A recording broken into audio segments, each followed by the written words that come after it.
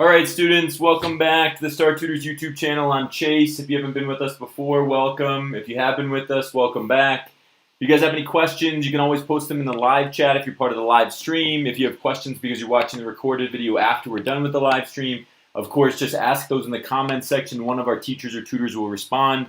For those that are online now, can you guys give me a hello or a thumbs up in the comments or in the chat section rather?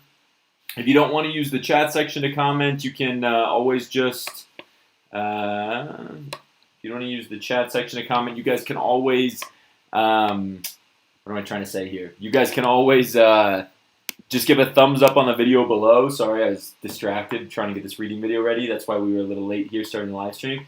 Again, thumbs up, guys. Today we're going to be going through the ACT reading section, specifically the 4 question types that are most common. Really, the only 4 question types you really need to know on the test, to be honest.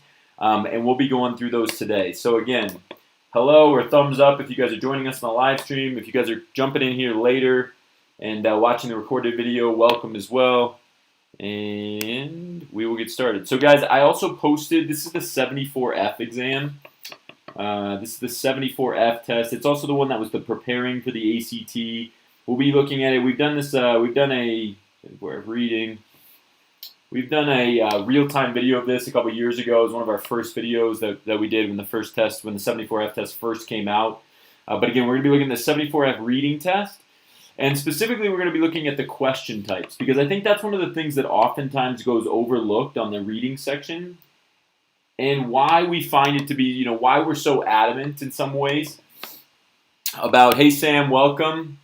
Why we're so adamant about identifying these different question types and how we can approach those on the reading test. It's also why our strategy is so composed in reading the passage, because of the first 2 question types. So you can kind of break these down into 2 different sections. Again, if you guys are online, just checking us out for the first time, welcome to the Star Tutors YouTube channel. Give us a thumbs up or a hello in the chat if you'd like, or a thumbs up below the video if you enjoy what you're seeing. Also, make sure, guys, that you subscribe to the channel and turn on all notifications if you haven't already, and especially if you see what you like. Those turning on all notifications will allow you to see any of our uploaded videos going forward. But here's what we need to know, guys. There are really 4 question types that we need to be considering that are very, very common. These are 95% of the 95% of the questions on the ACT reading section are made up of one of these 4 question types. So the first one is what we call direct questions. Those are the most prominent. The second one is the words in context, and these ones are handled in a very similar way, right? Words in context. Okay, the next 2, 3, and 4 here are main idea or main purpose, right? Main idea, main purpose. And then the final one is what we call an inference question, right? You're inferring, inference, right? You're inferring something. And again, for those that have watched our previous videos, you guys will know that I am very adamant, at least for our students, about actually reading the entire passage. And the reason that we feel that way, and we're going to go through each one of these question types, the reason that we feel that way is really has to do with these 2, right? These two question types, these last 2, main idea and purpose, and the inference questions more than anything else. Because when you don't read, it is very difficult, right? If you don't actually read the passage, if you use some other method where you skim, right, or you don't skim or look at the passage at all, you just go right to the questions, these become very difficult if you don't read. Does that make sense? Can everybody give me 2 thumbs up? Again, the primary reason that we recommend that all of our students, and obviously on the YouTube channel we recommend that all students that listen to us on YouTube do this as well, is because of those last 2 question types. And ultimately, these last 2 are generally the difference between, let's say, a 25 and a 36. If you can believe it, these are the 2 question types that really make up that understanding. We'll talk about that here in a second. Is that all cool, guys? Everybody ready to go? Again, we're using the 74F test. I posted the link to that test form in the chat. We'll also post in the comments section for anybody that's watching the recorded video after this. Okay? But if we know that, right, these direct questions and words in context questions are pretty straightforward. right? Words in context, the ones, right, that say in line, whatever, this word in line, right, 36. this word, right? Everybody's seen those questions. Of course, the strategy on those questions should be pretty straightforward for everybody, right? You just go back to line 36, you read the 2 lines before, 2 lines after maybe, you get the general context of what they're talking about, and this one becomes pretty easy. So generally speaking, words and context questions, even if you don't know all the words, are pretty easy. The same thing goes with these direct questions. So direct questions are questions that are, oftentimes word for word found in the text. Word for word found in the text. And the great news for you guys is that between these first 2 question types, this makes up about 75% of the questions, maybe 70% of the questions overall. Okay, so again, these questions are ones where while we still want we want you to read the entire thing for a reason, these question types are ultimately the ones that usually have what we call an identifier, and we'll talk about that in a second.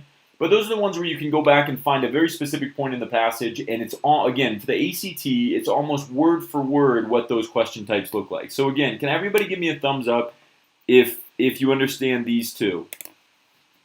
All right, I'm not going to spend too much time today talking about words in context because, everybody I think can handle those for the most part, especially after you've practiced a little bit. The direct questions, I'm going to give you guys some tips in terms of what you can be looking out for while you read. But beyond that, it doesn't, beyond which, right, you can just, these ones are pretty straightforward. Let's just start there quick and talk briefly about these direct question types. So again, I highly encourage you to be following along on the actual test form. But when we see a direct question, okay, when you see a direct question, you really want to be looking out for one of 3 things. And those 3 are all what we classify as an identifier, right? This is while you're reading. So while reading, right? While reading, we think that you should read the entire passage, read it thoroughly, because the entire ACT reading section is written at like an 8th or 9th grade reading level. That's a true statement. So if you read thoroughly, you're going to find that a lot of these direct questions, right, are ones where you read it, and when you get to the questions, if you look at the question, you look at the answer choice, you're like, oh yeah, that's it. And you just know it immediately. Or if you don't remember the exactly what it's saying, you kind of remember where it is within the passage, and it's very easy to go back and just reread. So these questions are very, we would say, not overwhelming. I would say that by and large, right, these direct questions, if you can identify them, are not overwhelming. So while you're reading, there's things you want to do. Let me highlight this real quick. There are things you want to do really while you're reading, and things when you want to do when you get to the question. So when you see a direct question while you're reading, right, or what you want to be considerate of, I suppose, is what we call an identifier. Okay, and an identifier is commonly known as a proper noun. Okay, so proper noun, and we encourage you to all underline or circle these. Okay, proper noun and adjective. Okay, so if it's something descriptive, that's probably a pretty good indication of how the author feels, right, in terms of tone towards a certain point of the passage. So it's very, very important to underline or even circle adjectives, proper nouns, right? Proper nouns begin with a capital letter, or what we call common nouns. Excuse me, common nouns. Okay, uncommon common nouns. And when we say uncommon common nouns, it's generally directed towards, like, if you have a passage that's written about, a boy and his relationship with his grandfather. It's the first passage. It's one of the narrative passages, which is first overall. You don't want to circle the boy or the grandfather, right? Because those are both, if they don't give the names of those two, you don't want to circle those, because if that's the whole point of the main idea of the passage, those words are going to come up all the time. And that doesn't make a lot of sense to circle those, because we're just really over-circling. An uncommon common noun happens when the main idea, okay, and again, I highly encourage everybody to write these down, right? If the main idea is about the boy and his grandfather, right? Boy plus grandfather, grandpa, right? The uncommon common noun would be like the one time when they talk about walking the dog, right? And that would be one paragraph of the whole essay. Can everybody give me a thumbs up if you guys understand what uncommon common nouns are? Again, if the whole passage is about two uncommon nouns, like, right, which are not capitalized, they don't actually give the name of the boy or his grandfather, Okay? But they talk about walking the dog and how that was a pastime for both of them. That would be a great example of an uncommon common noun, and you would want to circle that because if there's only 90 lines of text, there's a pretty good chance that the ACT asks about what they did with the dog or whatever. So one of these three things, if you guys can be looking out for these as you go, I think these can be very helpful because if you get to the questions, you see a direct question and you don't immediately remember what the answer is from when you were reading, it's very easy then to go back into the text to find these answer choices. So once again, guys, thumbs up if it makes sense what you want to be doing while you're reading. That can be very helpful, right? Underlining or circling proper nouns, adjectives, and uncommon common nouns while you read. And you'd be surprised, like these don't show up all that often. Okay, if I'm reading this first passage from the 74F test, you can see one of my best races, right? So it's about, this passage adapted from the essay Rough Water. It's just about a boy, right, a high school student swimming for the last time. It's not a good idea to continue to underline my, right? But if you see something like a friend's, right, or you see a pool, I think is what they talk about here, or 500-yard freestyle, those are all really good indications of what you can underline that will help you remember that if you do need to go back to the text. So those are direct questions, and that's what you want to do while you're reading. Now, when you get to the questions, right, we want to make sure we identify these. Direct questions make up a large portion of this test, and the questions typically begin with the words according to, based on. If you see these words, if the questions, and this is going to be important for any science lessons you guys do as well, if they says according to or based on, or if you get short answer choices, right? Short answer choices. These all correspond to what we call direct questions. And the reason that they're important is because these can be very, very, very easy questions if we want them to be. Okay, so again, if you see the terms according to, based on, because that means that it's all, right, according to the author or according to the passage. Here we see one, right, based on the passage, the end the narrator mentions in line 80. They even give us a line number here. That's not always the case. But let's see if we can find another direct question, right, that's maybe easier. Narrator heard jump, right? These ones are all giving us line numbers. That's not actually typical of the ACT, but these are all direct questions. For the narrator compared to practicing the indoor pool. Practicing in the indoor pool. This is a direct question, right? We have short, does everybody see on number 9? We have short answer choices. Short answer choices qualify as like, let's say 1 to 5 words. Here we have 2. Well, if we circled indoor pool, which is a perfect example of an uncommon common noun, because they probably talked in one of the paragraphs about an outdoor pool compared to an indoor pool, and we know we only read 90 lines of total text, well, geez, this is going to be pretty easy to go back to and find. Can everybody in the chat either give 2 thumbs up in the chat, or good to go if this all makes sense? If you want to stay, if you don't want to join the chat, that's totally fine for the live stream. Just give a thumbs up below the video if this all makes sense so that we can keep moving on. Okay? But we got to stick to this idea. We got to stick to this plan.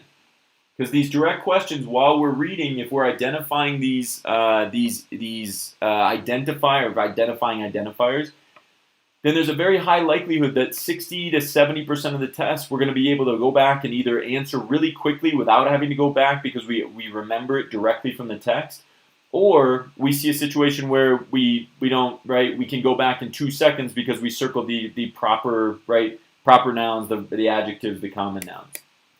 So that's direct questions and words in context questions.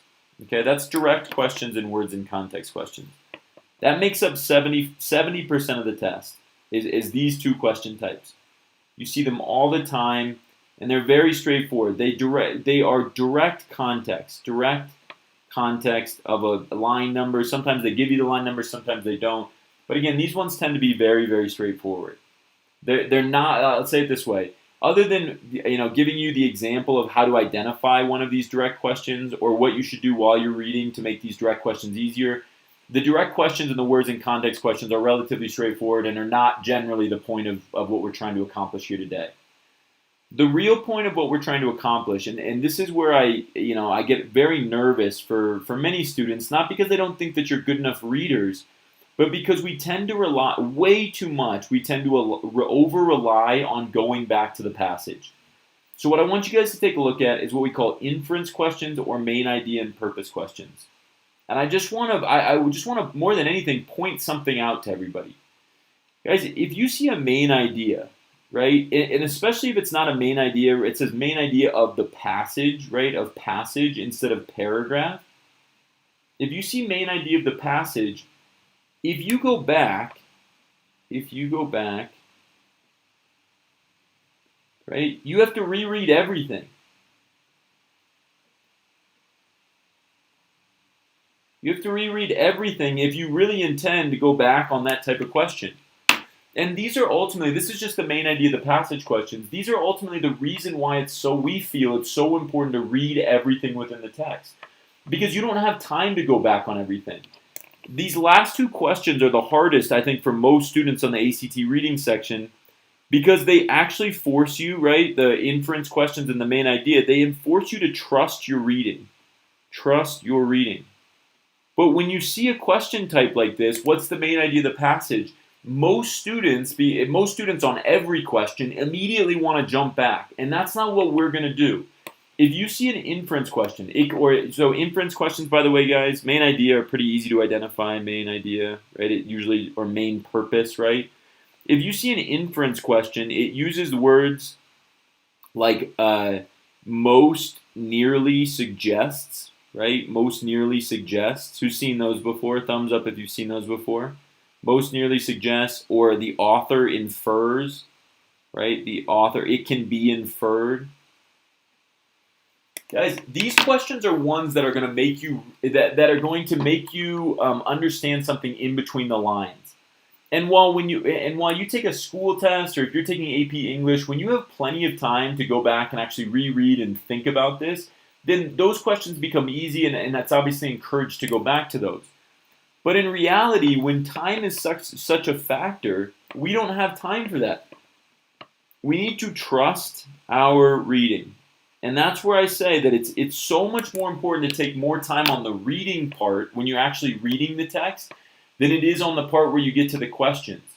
And most students think of that in reverse. And frankly, working with 2,000 students, and that doesn't even include all the students that we worked with on YouTube or on our Star U platform, frankly, that's the thing that most students miss. Is over 2,000 students, I can definitively say that reading the text thoroughly will allow you to fly through the questions, and it remains very, very, very consistent. If you read the text thoroughly, you can be very consistent with the questions. And so what we want to, right, we want to trust your reading, trust our reading. And what that means is these are the steps that I encourage you to take. And I encourage you to do this untimed to start, that whenever you have a main idea or an inference question, to a certain extent, direct questions and words and context questions can do this too. But with main idea and inference questions, you want to read the question, and the reason why it's important to do this potentially untimed is because then you actually do it, right? It's hard to do these next steps. What the heck? Sorry, guys. What is going on there? It's hard to do these next steps, but we're going to read the question.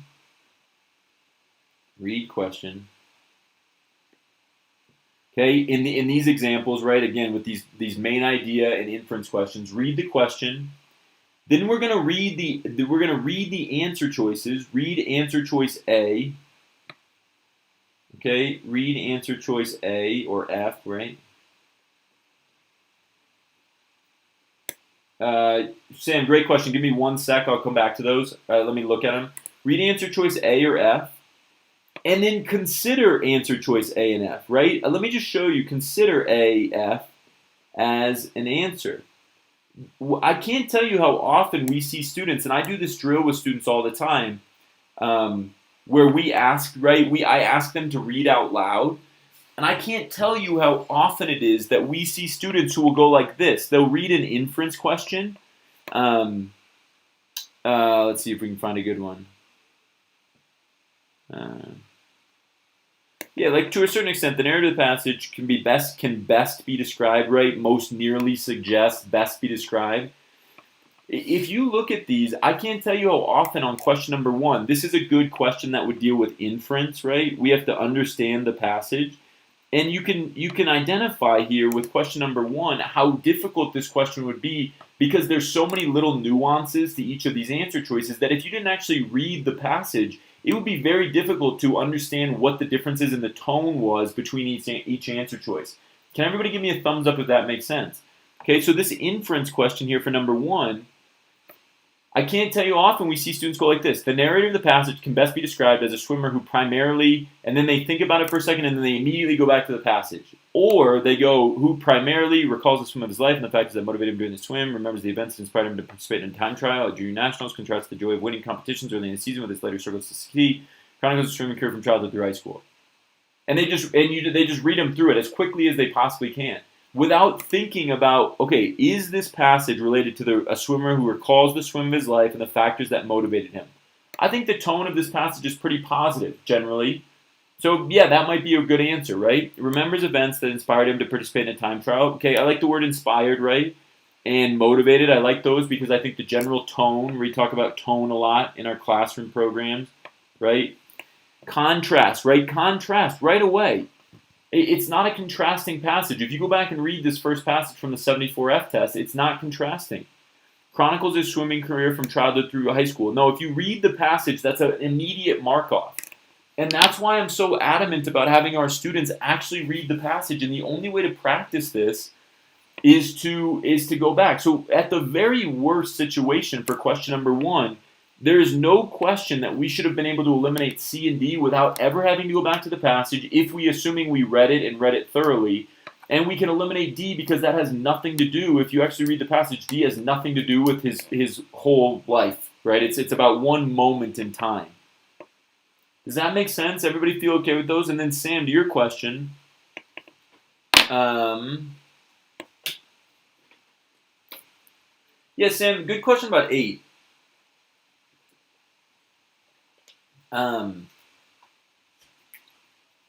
Good question about 8. 10 is a direct question, so 10 is much more direct, Sam, because they actually talk about, they use this word, right, earlier. They might say it in line 67 in the flashback, but they say it in another flashback. So 10 is definitely a direct question. It's definitely direct, Sam, if we actually read the passage, because you'll remember this moment. And if you read it thoroughly, it's not like this was, it's not that long. It's only 90 lines double-spaced, so that's definitely direct. 8 is one of those rare combinations of 2, because you get lines 35 through 36, but then you do have to think about what's actually happening in those lines. So the good news is that they give you direct to go back to, but I would call it as like a hard direct question, if that makes sense. It's bordering on that inference, but the good news is for a question like number 8, these are few and far between that would border this so closely, where they give you the line number, you know exactly where to go back and look, but there's also some reading between the lines that you need to do. This is a very rare question.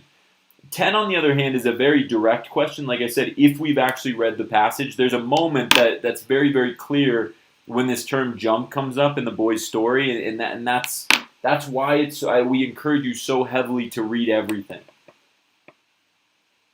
Okay, but again, the thing that we need to recognize more than anything else, and the way that I would practice this if I were all of you, is to take this test, take the reading section, or take a reading section soon, and I would absolutely do it untimed to see if on those inference questions you can, right, or the main idea questions, to see if you can actually stick to this idea. Where instead of just reading and then immediately feeling like, oh no, I don't remember that, I got to go back to the passage, I want everybody to remember that you have the biggest advantage in the world. You have A, B, C, and D. Am I expecting you to memorize photographic memory every single word in this passage? Absolutely not. But you will be shocked at how easy these questions can be, even though they're supposed to be hard according to the ACT, when all you need to do is read 90 lines that are effectively double-spaced, because there's 2 columns, right? 2 columns. If you practice this, and rather than immediately going back to the passage or just, reading through the answer choices as quickly as possible without actually thinking about each one, the answer choices will they will remind you what the passage was talking about. And because this was so short, because the passage as a whole was so short, I guarantee one of the answer choices will start to ring a bell if you approach it this way. at the very least, just like we saw in question number 1, okay, just like we saw in question number 1, we may not know right immediately if A or B is the right answer, but if you approach it this way, the harder questions on the test, the direct questions, the words in context questions, those are not the harder questions on the test. These inference and main idea questions, inference more than main idea, are the harder questions. But if you look at this, you can at least eliminate A or 2 answer choices before ever having to go back or consider the other 2.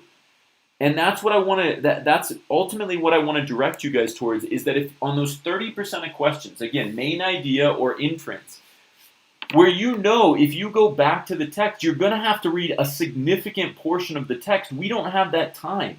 We have to rely on our reading ability and our comprehension ability, and that's why this untimed idea, taking a reading section untimed, to challenge yourself to actually do this, to read. Okay, I'm going to read the question. Now I'm going to read answer choice A. Is that right? Maybe. I'll leave it. Okay, read B. Is that right? I don't know. I don't think so. B's probably off. A is better than B, right, as the answer choice, so let me eliminate B. But does everybody see that process? Again, thumbs up if you guys see that process. And again, ultimately why I wanted to make this video was far more because of those main idea, right? 3 was the main idea questions, main idea / purpose. And or these inference or suggestion questions. Inference, right, or suggestion. Because I want you to be able to identify this. And again, if you take this untimed, it shouldn't be very difficult to identify what these main idea and main purpose questions look like. Okay, you can go through it pretty quickly without actually even reading the text. Let's just go down to passage number 3. You guys have seen we did this one. We've done it in a previous video before. Right, but right away, look at what it says on passage number 3. Okay, right away it says, based on the passage, how did Barry's personality affect his career? Now, you might not remember the personality of the person that they're talking about in the passage, but you should remember if he's ambitious or competitive, right? Genial personality, modest and easygoing, kept him out of the spotlight and less attention, right? Shy and introspective. The difference between ambitious and shy in terms of tone words is so vast that we can at least, A and D, right, or these two, A and B, need to immediately be eliminated if D is kept, or vice versa. Does everybody see that? That if you actually look at the answer choices and think to yourself, right, can everybody give me 2 thumbs up in the chat or a thumbs up below the video? That if you actually look at the answer choices when you've just read 90 lines of double-spaced text, it won't be that hard to recall the information if you're taking that into consideration. If you're actually looking at the information and thinking about it rather than being overly worried about getting back to the passage because you don't remember the exact phrasing word for word back when it was initially said. And so that's what I want you to be looking out for. These inference and main idea questions. Let's see. The author points out that I already wrote direct for a lot of these. Right? Most likely to create a sense. If you see this most likely, even though they give you a line number, you're going to have to do a little reading between the lines. Right? It describes the Henderson's blues in C minor. This has to be direct because the short answers and short questions. Does that all make sense, guys? Does anybody have any questions related to that? I want to keep this video relatively short just to point out these 4 different question types that you might see on the ACT reading section. Again, just to reiterate, those 4 question types can be broken down right here. I'll erase this so you guys can see a little bit easier. Any questions on that? These 4, right? Direct and words in context make up a significant portion. Those are very similar with line numbers. And then these main idea and purpose and inference questions, this is where more than anything else we need to trust our reading,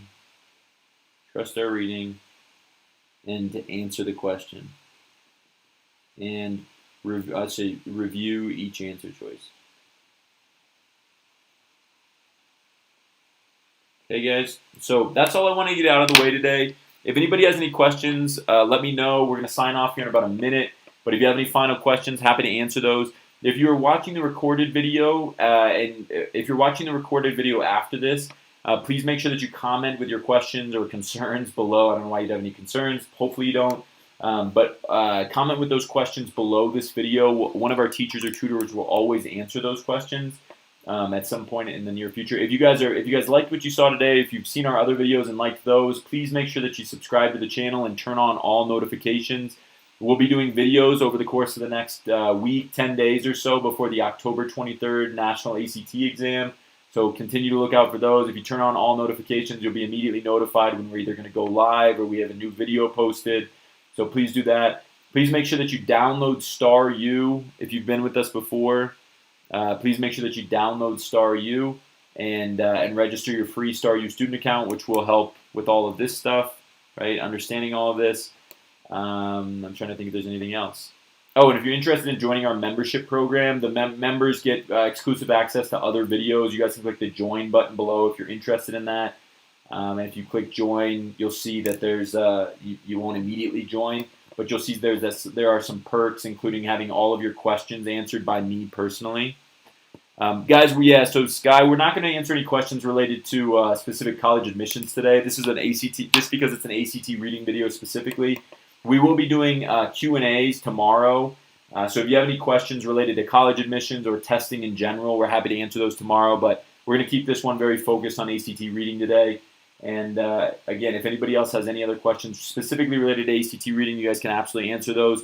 We have done full comprehensive review videos in the past. So if you want to comment below those videos related to college admissions or more general testing questions, happy to answer those in the comment section of those videos as well. All right, guys. Otherwise, final thing here, we have a playlist covering all ACT reading sections, so if you're interested in that, it's posted below, and I'm going to post it in the chat right now.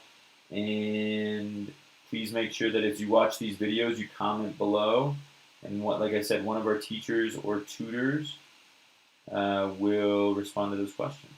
Give me one sec here.